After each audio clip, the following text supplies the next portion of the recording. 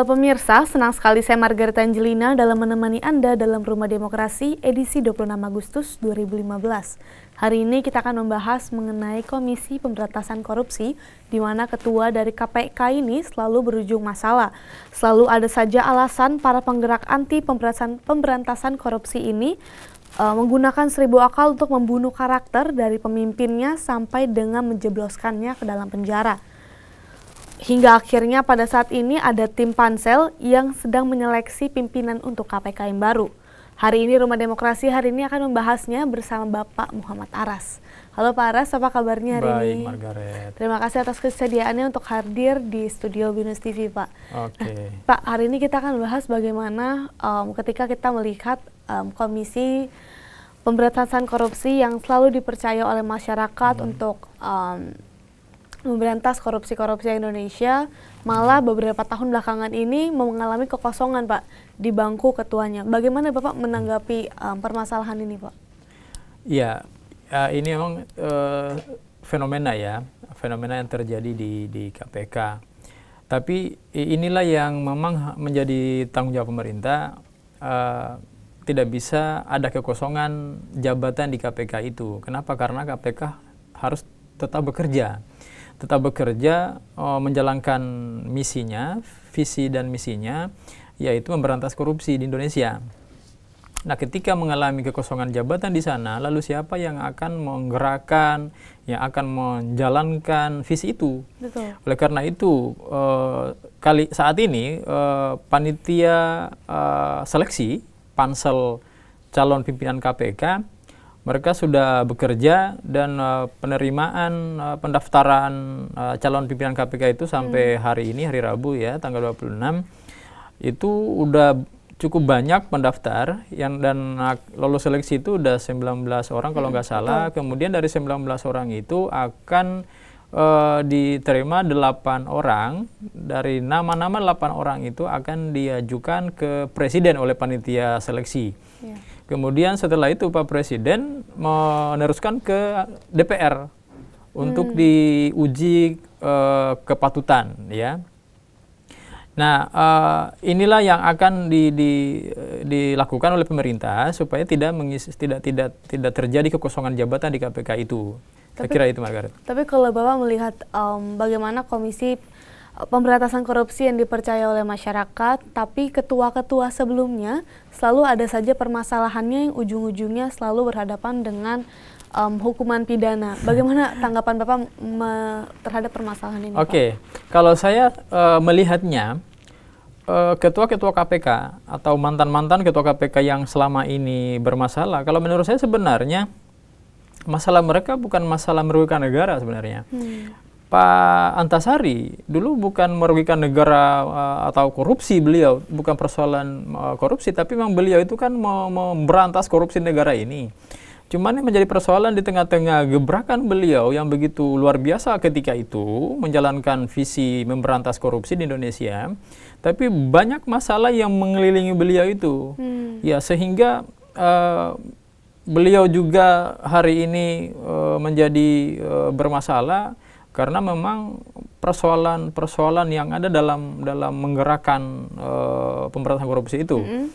Nah, sampai pada akhirnya Pak Abraham Samad juga tidak merugikan negara, ya kan? Dulu saya pernah bahas juga ini sebelumnya. Pak Abraham Samad, saya pikir beliau adalah sosok ideal sebagai pemimpin KPK. Beliau sangat berani melanjutkan visi misi yang sebelumnya dilakukan oleh Pak Antasari. Nah, ini sebenarnya kenapa saya menjadi bertanya, kenapa di balik tokoh-tokoh yang super, yang berani memberantas korupsi, tapi sengaja dibuatkan masalah dan menjadi persoalan yang berat di KPK, sehingga kesannya adalah orang-orang bermasalah tidak layak menjadi ketua KPK. Betul. Tapi harus kita identifikasi dulu masalah apa. Apakah masalah itu merugikan negara atau tidak? Kalau persoalan Abraham Samad kan memang masalahnya bukan masalah, beliau masalah pribadi beliau sebelum menjadi ketua KPK. Tapi kenapa ini justru setelah menjadi ketua KPK diungkap-ungkap? Kan semestinya tidak layak gitu ya, tidak pantas untuk diungkap di publik. Karena ini persoalan privasi orang gitu. Karena manusia itu hidup bukan hanya sebagai makhluk sosial tapi juga makhluk pribadi gitu. Nah, itu satu, Margaret. Yang kedua, persoalan KPK memang sangat posisinya sangat membahayakan, di mana orang-orang kalau yang korupsi ya atau pejabat korupsi ya sangat rentan dengan urusan KPK itu. Tapi kalau orang yang tidak ada masalah dengan korupsi, saya kira persoalan KPK mau menjalankan tugasnya sebagai pemberantas korupsi, saya kira nggak ada masalah dan nggak ada orang yang takut dengan KPK. Orang-orang yang menghalangi kinerja KPK kan orang-orang yang memang bermasalah dari persoalan itu, bermasalah dengan masalah hukum atau dalam hal ini masalah korupsi gitu. Ya. Jadi kalau menurut saya tokoh-tokoh yang selama ini atau mantan-mantan ketua KPK yang selama ini, menurut saya beliau udah menjalankan tugas dengan sebaik-baiknya gitu ya. Mereka tidak menyalahi tugas sebagai pemberantas korupsi. Mereka tidak terlibat dalam korupsi. Cuman menjadi persoalan ya ada intrik-intrik yang lain yang kita tidak tahu persoalannya gitu ya. Di balik Pantasari masalahnya saya kurang tahu persis sampai kenapa beliau ada urusan dengan Kedi misalnya dan seterusnya gitu ya. Itu urusan pribadi orang, saya nggak mau tahu bahas itu. Saya hanya bahas di level bagaimana pejabat negara, dalam hal ini lembaga independen KPK, memberantas korupsi di Indonesia itu dengan sangat baik. Tapi sebenarnya Pak, kalau misalnya kita melihat sosok ketua KPK yang mungkin sulit dicari untuk sekarang ini, bagaimana, apakah ada kriteria tersendiri Pak untuk menjadi ketua KPK Pak? Oke, kalau kriterianya saya kira memang harus ada standar kriteria yang sebagai calon KPK. Kalau menurut saya kriteria yang paling utama adalah orang bersangkutan memang memiliki integritas, kualitas, dan dedikasi yang tinggi, punya niat yang penuh untuk memberantas korupsi. Jangan setengah-setengah. Mau jadi anggota KPK atau jadi ketua KPK adalah orang yang memang punya semangat, punya loyalitas, memang punya jiwa pengabdian, mengabdi di lembaga KPK untuk memberantas korupsi di Indonesia.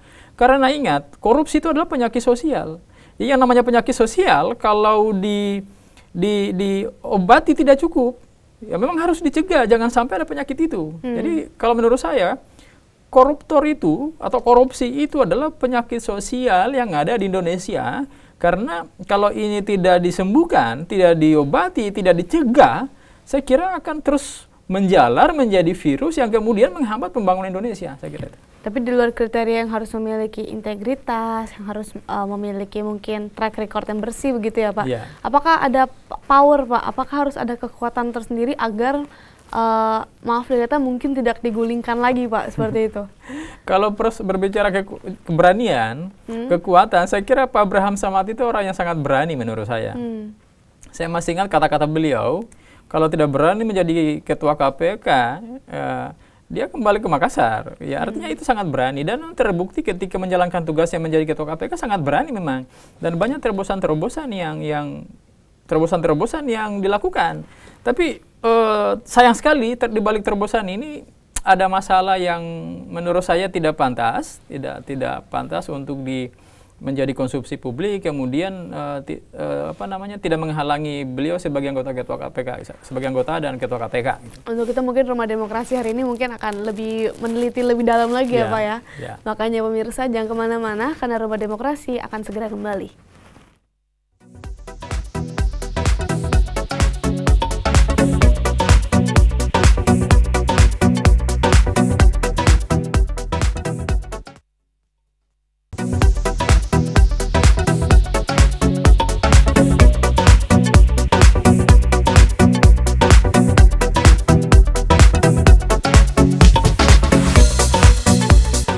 Terima kasih pemirsa, Anda masih menyaksikan Rumah Demokrasi. Mbak Aras, kita lanjutkan lagi ya Pak ya. Nah, kalau misalnya kita melihat situasi sekarang nih Pak, sedang ada yang katanya adalah panitia seleksi untuk menentukan, yang menyaring dan menentukan para calon-calon pemimpin dari KPK ini sendiri, yang katanya sekarang sudah tinggal 19. Nah Pak, melihat adanya 9 wanita yang disebut dengan panitia seleksi ini yang katanya dibentuk langsung oleh Pak Jokowi. Bagaimana Bapak melihat, apakah ini menjamin Pak bahwa pemimpin yang sekarang terpilih memang akan benar-benar bersih dari permasalahan dan tidak akan ada ujung dari masalah lagi nih Pak? Ya, kalau ditanya soal jaminan itu siapa yang berani menjamin? Saya kira orang nggak berani menjamin itu karena akan melewati proses, kemudian Apalagi pengalaman selama ini kan di KPK itu belum selesai masa jabatan udah dirundung masalah gitu ya. Nah sekarang misalnya Margaret nanya saya apakah ada jaminan nanti yang terseleksi ini adalah anggota KPK yang benar-benar tidak memiliki masalah dan menyelesaikan tugasnya dengan sebaik mungkin. Ya belum ada jaminan, belum bisa dijamin. Tapi setidaknya panitia seleksi atau pansel yang sudah dibentuk itu paling tidak mereka sudah bekerja menyeleksi benar-benar anggota KPK, calon pimpinan KPK yang akan dipilih nanti. Calon pimpinan nanti yang dipilih ini saya kira melalui proses juga. Jadi panitia seleksi ini memang mereka bekerja atas syarat-syarat yang telah ditentukan. Misalnya gini, anggota atau calon pemimpin KPK yang akan dipilih ini saya kira syarat yang pertama harus mereka lewati adalah track recordnya, ya, seperti apa latar belakang mereka, apakah tidak bermasalah dengan persoalan hukum, ya, saya kira bebas dari hukum itu pasti. Kemudian yang bersangkutan memenuhi syarat-syarat yang lain juga, saya kira itu penting. Ya, misalnya yang bersangkutan memang memiliki komitmen untuk menjalankan visi sebagai pemberantas korupsi. Yeah.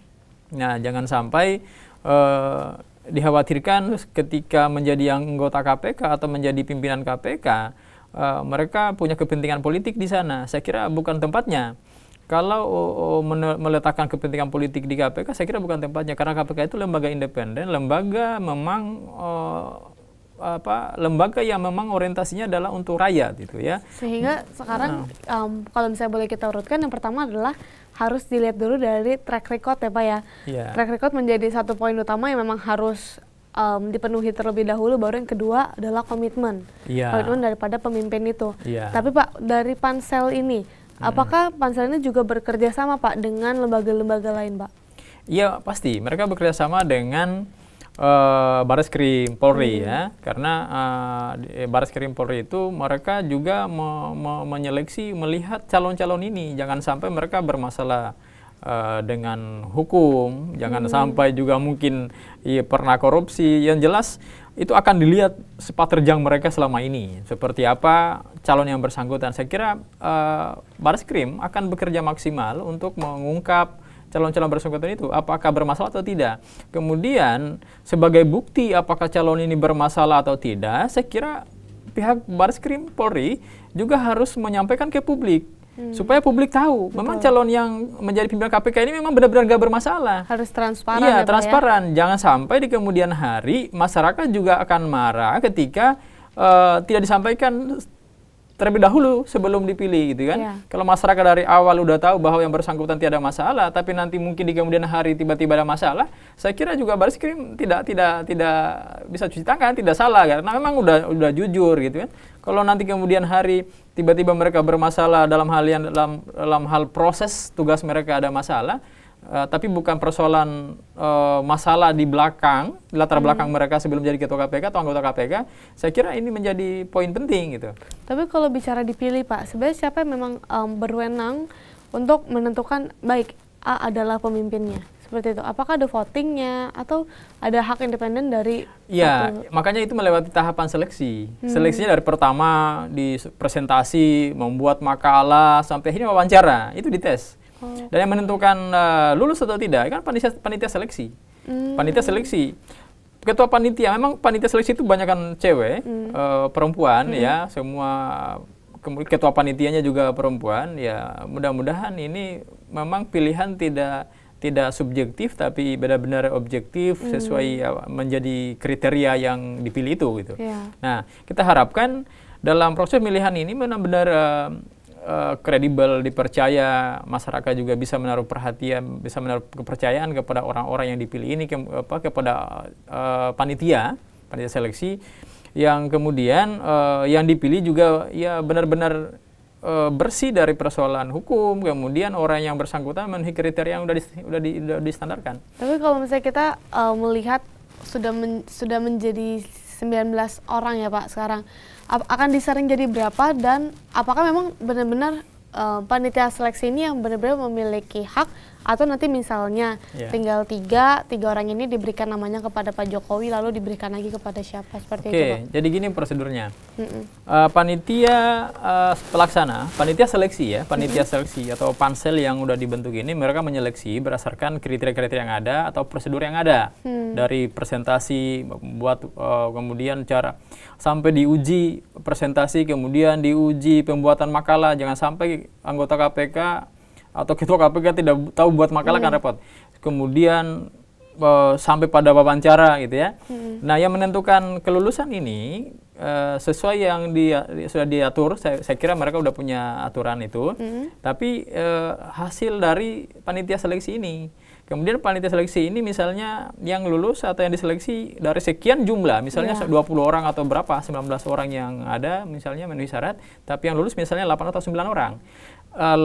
Nama-nama itu akan panitia seleksi akan kirim ke Pak Jokowi, ke Pak Presiden ya. Jadi Pak Presiden Joko Widodo setelah menerima nama-nama itu, beliau meneruskan ke DPR. DPR kemudian melakukan uji kepatutan nanti. Ya. Nah, setelah itu nanti baru keluar nama-nama itu lulus atau tidak. Jadi eksekusi terakhir kan di DPR. Baik, nah Pak, kalau kita melihat dari jumlah yang diseleksi ini kan tadinya dari ratusan sampai sekarang menjadi 19. Kalau kita orang-orang ini adalah orang-orang yang dari mana saja Pak, maksudnya latar belakangnya, dari apakah bisa kalau misalnya saya orang awam kan, apakah saya orang awam bisa mendaftar menjadi ketua KPK seperti bisa itu Pak? sebagai warga negara gitu ya, sebagai warga negara punya hak untuk mencalonkan diri atau dicalonkan gitu. Tapi saya kira orang-orang juga tidak mencalonkan diri kalau tidak tahu latar belakang atau kemampuan pribadinya gitu ya. Artinya orang mau jadi ketua anggota atau ketua KPK ya, atau jadi pimpinan KPK, saya kira orang akan mengevaluasi diri masing-masing. Apa potensi saya, kemampuan saya untuk menjadi anggota KPK. Jadi tidak mentang-mentang saya warga negara mau mendaftar aja. Saya kira ada syarat pendidikan, latar belakang keilmuan, itu kan penting. Ya, orang-orangnya siapa aja? Ya, saya kira yang memenuhi syarat itu. Dari mana? Ya dari Sabang sampai Merauke Indonesia ini kan, bisa dari Riau, bisa dari Sulawesi, dari Kalimantan, dari Sumatera, dari Jawa gitu ya. Jadi bukan diambil dari partai-partai gitu ya Pak? Iya, enggak dari partai, karena memang ya ini kan namanya lembaga independen ya, jadi nggak ada kepentingan lain gitu ya. Karena kalau misalnya dari partai politik yang masuk, saya khawatirnya misalnya ada urusan kepentingan politik di dalamnya. Jangan sampai dibawa-bawa urusan politik dibawa di KPK. Jadi lagi-lagi kepentingan politik ya Pak di sana. Karena memang di KPK itu adalah untuk kepentingan rakyat itu. Tapi melihat pemilihan calon KPK yang sebelumnya kan tidak seperti ini ya Pak, yang sekarang menjadi lebih ketat lagi dan semakin ketat seperti sekarang. Apakah ini adalah salah satu cara untuk membangkitkan kembali dari kepercayaan KPK itu sendiri, Pak? Iya, saya kira itu betul. Karena sekarang kenapa semakin ketat? Karena pemerintah kan harus tahu masyarakat sangat agresif ya, sangat memperhatikan lembaga-lembaga pemerintah. Jadi Indonesia yang namanya negara demokrasi, ya mau nggak mau kita harus peduli kepada urusan rakyat, apalagi sebagai negara republik, kembali ke rakyat. Artinya segala sesuatu urusan kenegaraan kita kembalikan kepada urusan kepentingan rakyat. Jadi kalau dalam hal KPK ini, ya kenapa sekarang lebih selektif gitu ya? Ya karena pemerintah kan jangan sampai disalahkan lagi oleh rakyat gitu. Iya, betul. Jadi sangat hati-hati memilih pimpinan KPK. Apalagi ini lembaga strategis, lembaga di mana tempatnya untuk mengurusi orang-orang yang korupsi di negara ini. Gitu. Jadi orang-orang yang benar-benar integritinya, loyalitinya, kemudian kepatuhannya, kemudian ketekunannya, ketabahannya, punya pengabdian yang tinggi untuk mengabdi di KPK. Gitu. Tapi kalau orang-orang yang setengah-setengah, saya kira mundur saja kalau menurut saya. Karena di sana bukan orang setengah-setengah, jadi harus full heart, harus memang penuh tanggung jawab, karena itu lembaga yang sangat didambakan oleh rakyat selama ini. Oleh karena itu, terkait mengembalikan nama baiknya KPK selama ini yang pernah menjadi pembahasan belakangan ini, jangan sampai kepercayaan masyarakat menjadi kurang. Saya kira kali ini panitia seleksi ini memang benar-benar harus mengembalikan nama KPK itu yang sempat belakangan ini dikhawatirkan oleh rakyat gitu. Di lembaga ini benar-benar lembaga yang harus dijaga, yang kemudian menjadi contoh bagi masyarakat. Karena apalagi sekarang kembali lagi yang seperti kita bicarakan dari episode lalu bahwa masyarakat sekarang cerdas ditambah dengan media massa yang selalu menemani masyarakat itu ya Pak ya. Jadi belakangan ini juga adanya panitia seleksi ini menjadi isu tersendiri lagi di tengah masyarakat. Setelah ini kita akan membahasnya lebih dalam Pak. Makanya jangan kemana-mana pemirsa, tetap di Rumah Demokrasi.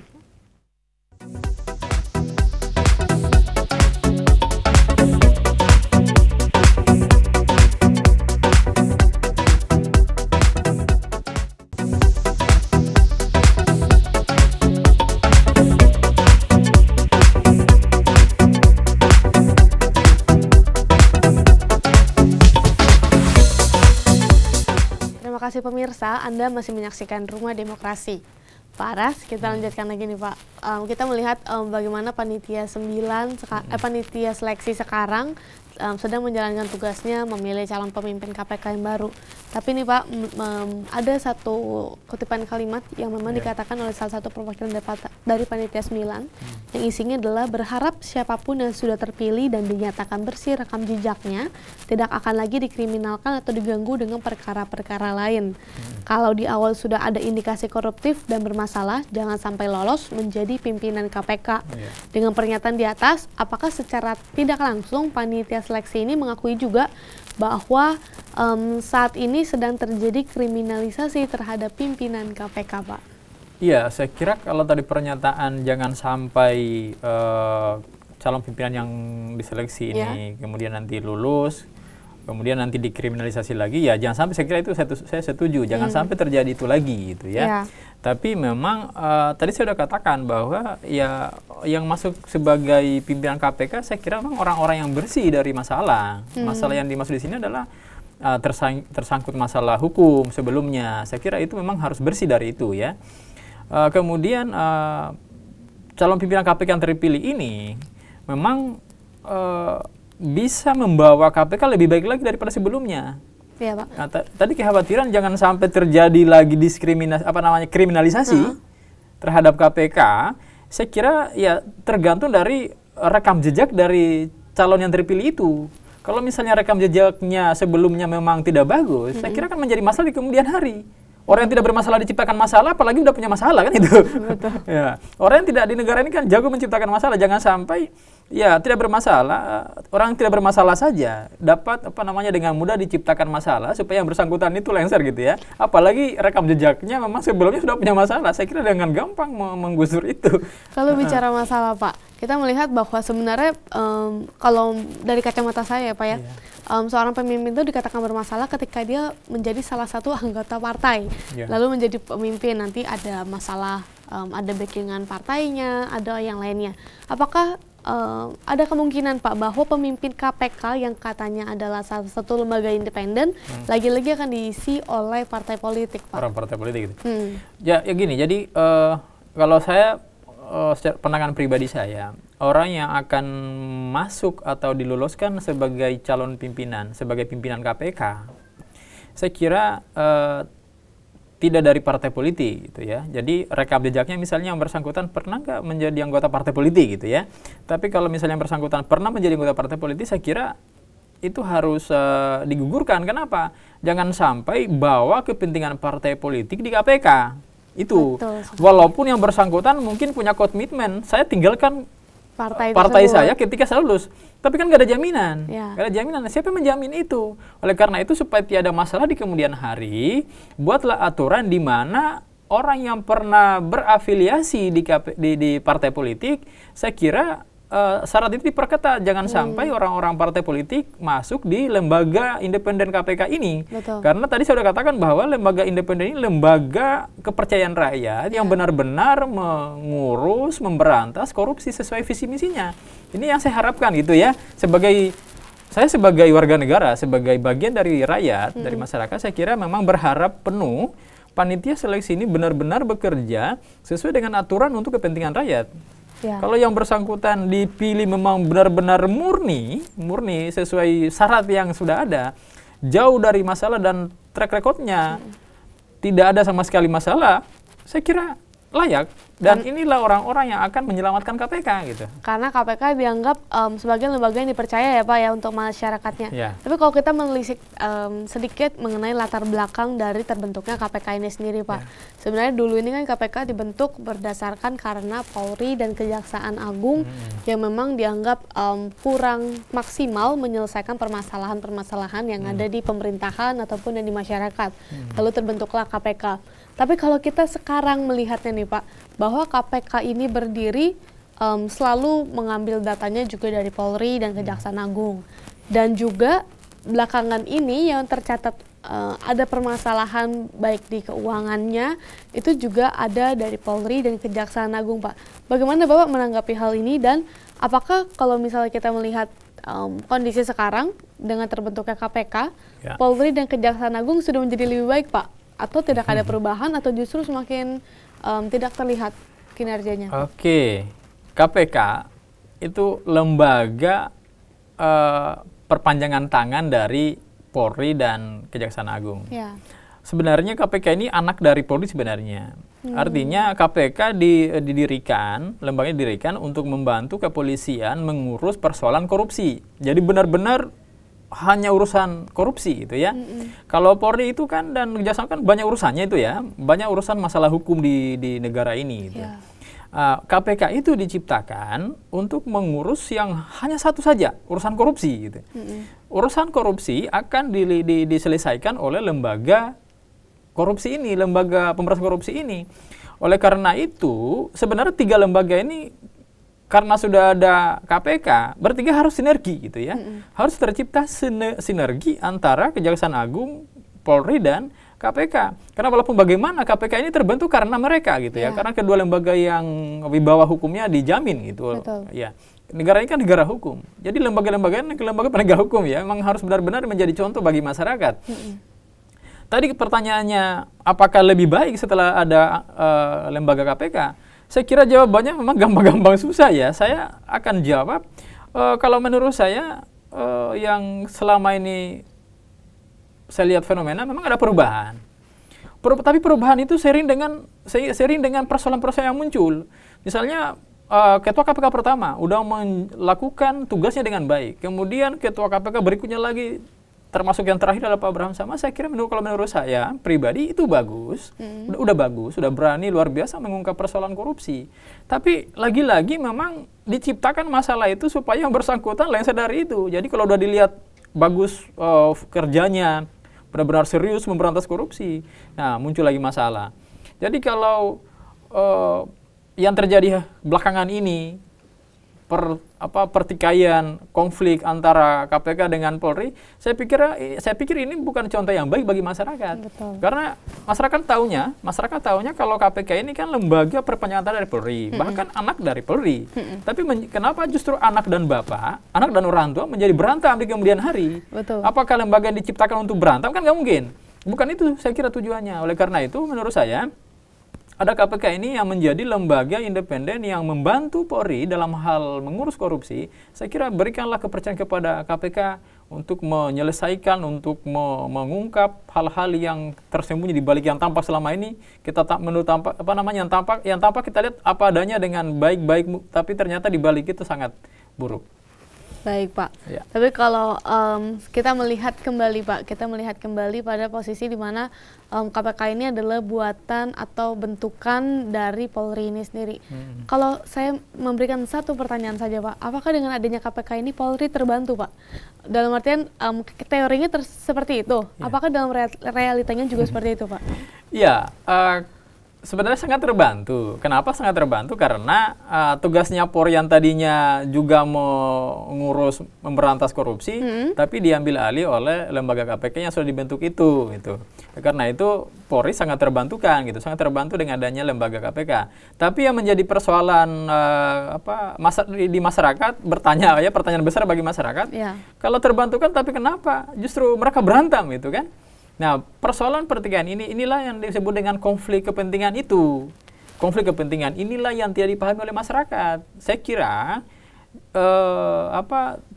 bukan lagi saatnya untuk memperlihatkan itu di hadapan masyarakat. Masyarakat tahunya adalah, dan yang ingin mereka lihat adalah lembaga KPK ini benar-benar memberantas korupsi di Indonesia, di mana korupsi itu sebagai salah satu sebagai salah satu penghambat pembangunan. Baik, Pak. Ini yang menjadi poin penting di lembaga KPK itu. Tapi kalau misalnya kita melihat lagi kepada ketua-ketua daripada KPK ini sendiri, sekarang kan bisa dilihat bahwa pejabat-pejabat Polri sedang merekomendasikan dirinya nih, Pak. Merekomendasikan dirinya. Nah, kalau misalnya melihat hal tersebut, apakah ini akan ada kemungkinan tersendiri, Pak? Dari Polri dan KPK-nya akan ada konflik. Apakah memungkinkan, Pak? Karena kalau kita melihat kan daripada pejabat-pejabat Polri ini merekomendasikan dirinya untuk menjadi ketua dari KPK ini, Pak. Menjadi pimpinan, salah satu pimpinan di KPK. Saya kira sah-sah saja. Ya orang juga orang juga tahu kalau KPK itu kan memang bentukan dari Polri. Jadi kalau anggota-anggota kepolisian, orang Polri memenuhi syarat untuk masuk sebagai anggota atau pimpinan KPK, saya pikir sah-sah saja. Yang penting yang bersangkutan bebas dari masalah. Hanya track recordnya jelas, rekam jejaknya juga baik, jelas ya, tidak ada masalah. Saya kira never mind, silakan gitu. Tapi jangan sampai orang-orang yang mencalonkan diri ini atau dicalonkan justru punya masalah banyak di belakangnya gitu ya, latar belakangnya sangat banyak. Gimana masa depannya? Jangan sampai justru jangan sampai masa lalu akan menjadi masalah di kemudian hari. Ya intinya adalah memang bersih dari masalah, dan saya kira di panitia seleksi mereka memang udah punya syarat-syarat yang ketat gitu. Kalimat Pak Aras hari ini adalah jangan sampai permasalahan lalu menjadi masalah di kemudian hari ya, Pak. Nah, Pak, kalau kita melihat lagi, apakah memungkinkan bahwa ketua-ketua akan lebih baik kalau direkomendasikan, Pak? Dalam artian mungkin seperti selama ini sih, Pak, direkomendasikan dari bawahannya, atau pimpinan ini direkomendasikan dari pihak lain, seperti itu.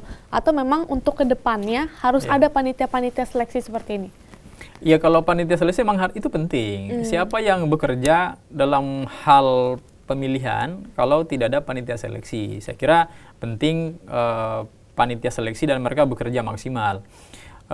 Persoalan direkomendasikan atau tidak, di sana kan memang misalnya ada anggota masyarakat yang memang mengakui dirinya bisa memenuhi syarat, saya kira harus dibuka kesempatan itu, membuka kesempatan kepada warga masyarakat yang memang memenuhi syarat.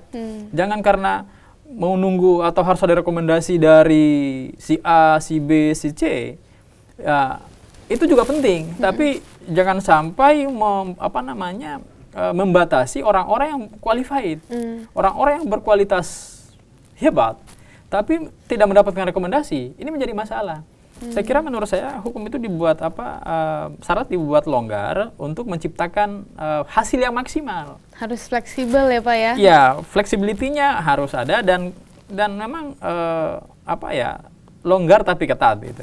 Istilahnya kita memberikan kemudahan, tapi pada akhirnya ini adalah ketat, seleksi yang ketat yang memang sesuai dengan syarat yang diperlukan. Kalau boleh saya simpulkan, mungkin lebih baik kalau ada rekomendasi, tapi dari rekomendasi itu diseleksi kembali ya, Pak? Nah, saya kira itu. Baik, Pak. Nanti kita akan lanjutkan lagi perbincangannya ya, Pak. Makanya jangan kemana-mana pemirsa, karena Rumah Demokrasi akan segera kembali.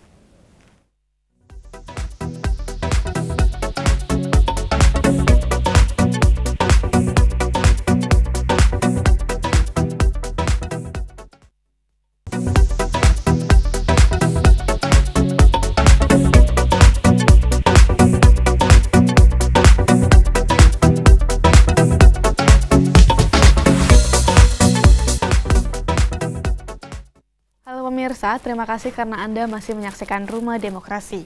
Pak Aras, kalau kita melihat persyaratan daripada calon-calon pemimpin KPK, dikatakan bahwa harus memiliki pengalaman, Pak.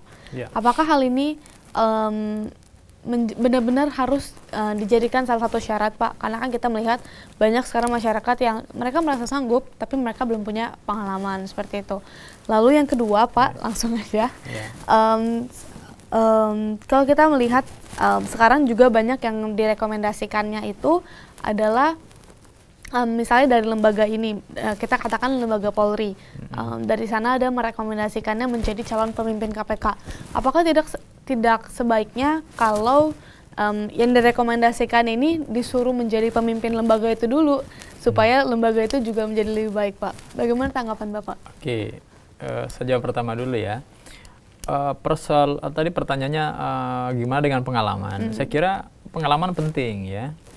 Pengalaman penting kenapa? Karena menjadi pimpinan di KPK, kemudian tidak punya pengalaman, misalnya pengalaman di bidang hukum, karena di KPK itu ya pasti kajiannya adalah kerjanya kan mengurus persoalan-persoalan hukum, pelanggaran-pelanggaran hukum yang berurusan dengan persoalan korupsi. Itu satu. Yang kedua, hukum-hukum yang lain yang relevan. Yang ketiga, pengalaman bagaimana mengelola organisasi. Karena dalam mengelola organisasi, saya kira orang-orang yang di sana itu kan menjadi teamwork ya, teamwork. Kemudian dalam teamwork itu kan harus ada namanya bagaimana kita berpikir secara kelompok, gitu ya, berpikir kelompok, group think, ya. Dalam komunikasi ada teori namanya teori group think. Gitu. Jadi gimana orang-orang di sana bekerja atas inisiatif kelompok itu kemudian menjadi satu kesatuan yang mutu di dalamnya, menjadi kekuatan itu ya. Kalau yang bersangkutan tidak pernah punya pengalaman kerja di organisasi apa saja, saya kira itu akan menjadi susah juga ketika beradaptasi di KPK itu ya. Saya kira itu untuk pengalaman. Yang paling penting adalah pengalaman di bidangnya gitu. Nah, ya jawaban atas tadi gimana rekomendasi dari lembaga untuk menjadi anggota KPK atau salah satu pimpinan KPK. Saya kira benar juga yang bersangkutan itu membenahi dulu atau benarkan dulu lembaganya kemudian menjadi anggota KPK. Kalau itu saya setuju juga ya. Karena gimana bisa menjadi pimpinan KPK yang memang harus menyelesaikan masalah persoalan korupsi, ya kan? Tapi justru ya memberikan rekomendasi atau di tempatnya semula justru bermasalah. Bermasalah dengan keuangan misalnya atau apa gitu kan. Yang pada akhirnya akan menjadi penghambat di lembaga itu ya. Kalau dia menjadi anggota KPK jangan sampai bukannya menjalankan atau meneruskan visi misi KPK tapi jangan sampai menjadi penghambat atau kendala gitu ya di lembaga itu. Saya kira gini, kita introspeksi diri, kita nilai diri. Gitu. Gimana kita menilai kemampuan individu, apakah saya nilai atau tidak. Jangan yang dikedepankan adalah ambisi dan arogansi. Yang kita harus kedepankan adalah bagaimana kita bisa menyeleksi diri, kita menilai diri, mampu atau tidak. Sebelum orang lain menilai kita nilai dulu diri sendiri. Baik. Kalau itu sudah dilakukan, saya kira di kemudian hari orang sudah punya pertimbangan. Yang namanya pertimbangan nilai, setiap orang menilai kita, ya sebelum orang menilai kita nilai sendiri. Oleh karena itu ada namanya konsep diri itu ya. Bagaimana kita memandang diri sendiri dari perspektif orang lain sehingga di kemudian hari ketika kita menjadi pemimpin ya menjadi apa ya lebih lancar, sukses ya, dan saya kira apa yang diharapkan, apa yang menjadi tujuan yang ditetapkan itu tercapai. Baik Pak, jadi kalau misalnya kita udah berbincang cukup panjang ya Pak ya mengenai mulai dari terbentuknya panitia seleksi, apakah ada harapan dan kesimpulan dari Bapak sendiri nih Pak terhadap pemilihan ini Pak? Oke, harapan saya dalam pemilihan calon pimpinan KPK kali ini adalah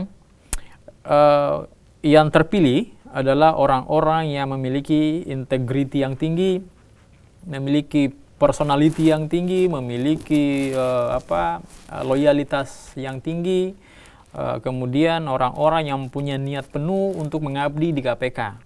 Jadi jangan setengah-setengah. Menjadi pimpinan KPK adalah orang yang memang menghabiskan waktunya atau memiliki komitmen yang tinggi, karena di sana adalah tanggung jawab moral. Betul. Ya, tanggung jawab moral sangat ditekankan untuk itu. Oleh karena itu orang-orang yang dipilih adalah orang-orang yang memenuhi syarat itu. Yang pastinya adalah yang bersangkutan atau calon pimpinan yang terpilih menjadi pimpinan di KPK adalah orang-orang yang memang meletakkan kepentingan segalanya buat rakyat. Di orientasinya adalah pemerintahan supaya tercipta konsep government based on society, kira itu. Baik, dan untuk seluruh pemirsa ada satu kalimat nih dari Bapak Aras hari ini, bahwa jangan sampai permasalahan masa lalu menjadi permasalahan Anda di waktu mendatang. Di samping faktor kecerdasan, integritas, kompetensi, dan rekam jejak, KPK lebih membutuhkan sosok pemimpin yang berani dan independen dan tidak memiliki kepentingan serta hubungan dengan partai politik. Apakah Anda salah satunya? Demikian Rumah Demokrasi hari ini, saya Margareta dan seluruh kru yang bertugas pamit undur diri dan sampai jumpa.